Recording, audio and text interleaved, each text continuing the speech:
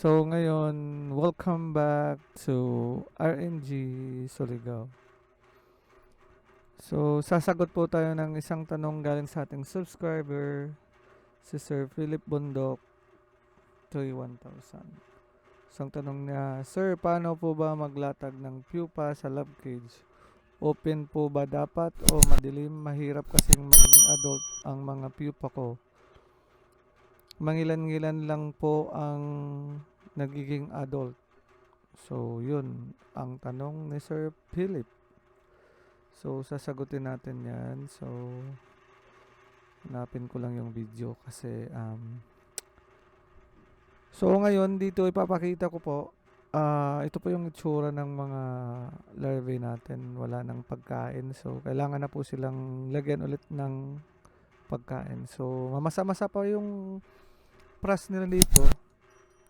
Ito yung waste nila. So, ito yung waste para pataba natin sa lupa. So, maliliit pa sila dito, mga 6 days.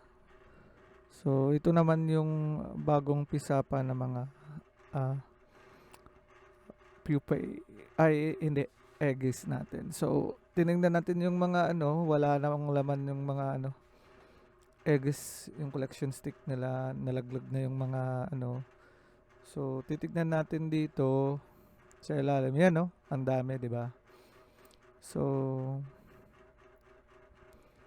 talagang marami siya. So, sa ngayon, maliliit pa yung mga igis natin kasi kung titingnan balance na balance, di ba? So, meron lang tayo dito kasi kasagsagan to ng pag-start natin ng Black Soldier Fly. So, makikita natin na hindi pa masyadong may sistema dito. So, yung day 1 at saka day 2, day 3 na nalagay ko pa dito. So, nagsisimula pa akong mag collection ng eggs natin na may label. So, ito naman yung itsura ng pupa natin.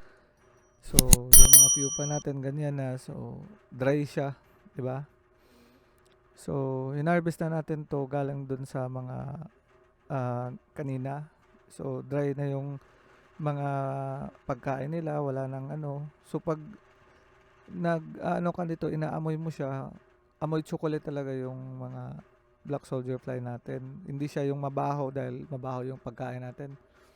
So, kung magko-collect tayo ng black soldier fly eggs, yan yung lab case ko.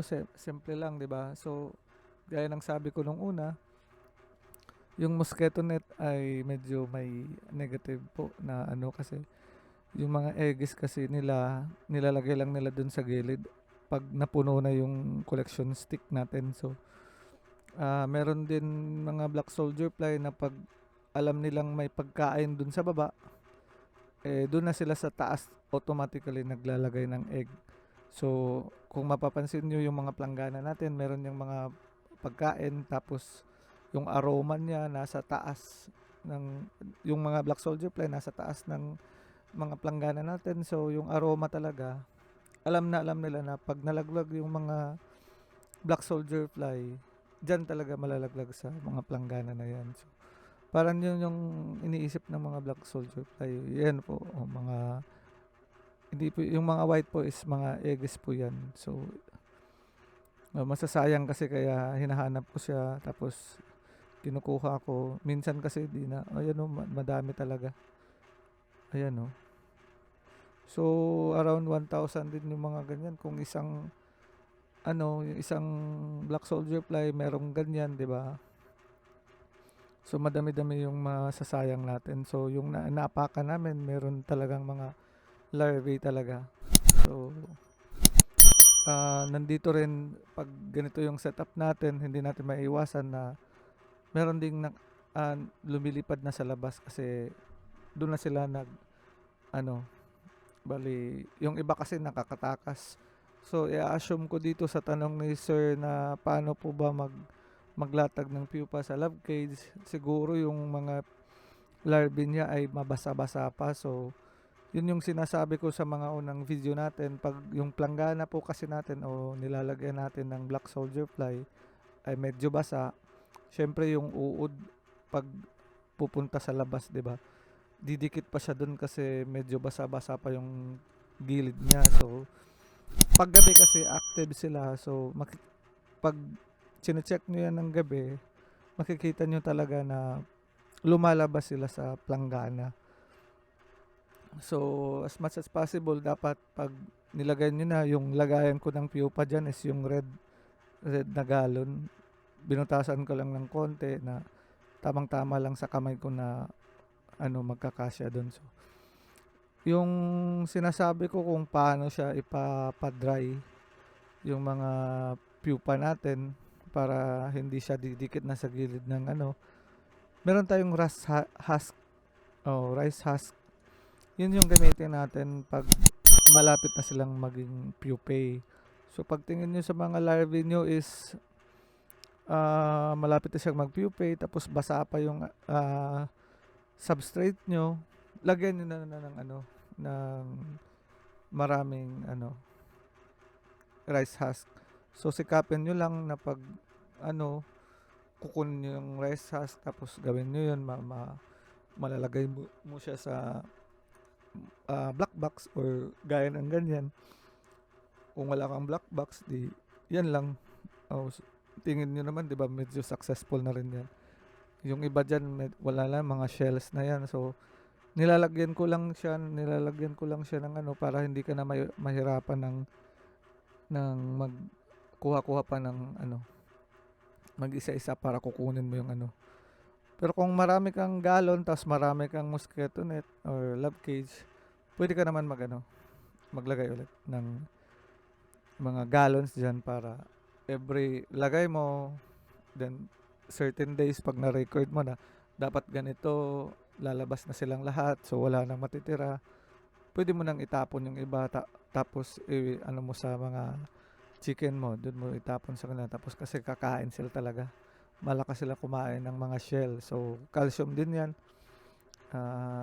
Study ng mga ibang bansa dyan is calcium yung makukuha at protein dyan sa mga shells na yan. So yun yung mga ginagawa natin sa nursery natin sa Black Soldier Fly. So sa ngayon ulit, nangangalap ako ng investor para mapatayo yung mas medyo malakihan na production natin ng Black Soldier Fly. So sa mga nagtatanong kung pwede po bang mag-order, sa ngayon po ay hindi po tayo tumatanggap ng order muna kasi bala ko pong palakihin yung Black Soldier Fly natin. So meron lang kaming mga problemang konti kasi medyo talaga hindi kami naintindihan ng mga neighbors namin dito sa probinsya. Kasi ang tingin nila medyo na to, gaya ng housefly. So konting push pa ng information dissemination, so siguro ma-adapt na rin nila nito, no. So kasi yung makikita mo kasi talaga, sinasabi ko, yung mga larvae makakalat-kalat lang yan sa gilid-gilid. So yung iba lilipad na. So marami ring mga wild na so pag punta ng ibang bahay, hindi nila maintindihan na Black Soldier Fly pala yun, hindi yun na housefly. So hindi sila nakakadiri kasi wala silang mga bunganga or saan sila yun lang. Tapos hindi naman sila dadami pag wala silang pagkain eh. So dyan lang makikita nyo, marami akong mga extra planggana dyan. So kasi dapat ito sa manok ito, chicken pen to. So ginawa ko ng nursery para hindi mapasukan ng mga manok, mga natin ng mga manok friendly. So yun yung nangyari ngayon, no. So sana nasagot ko yung tanong ni Sir Philip Bondoc. Sa ibang nanonood at hindi pa nakaka-subscribe, so inaanyayahan ko po kayong mag-subscribe para ma-support nyo yung channel natin at makakagawa pa tayo ng maraming videos patungkol sa Black Soldier Fly. Maraming salamat po and happy farming.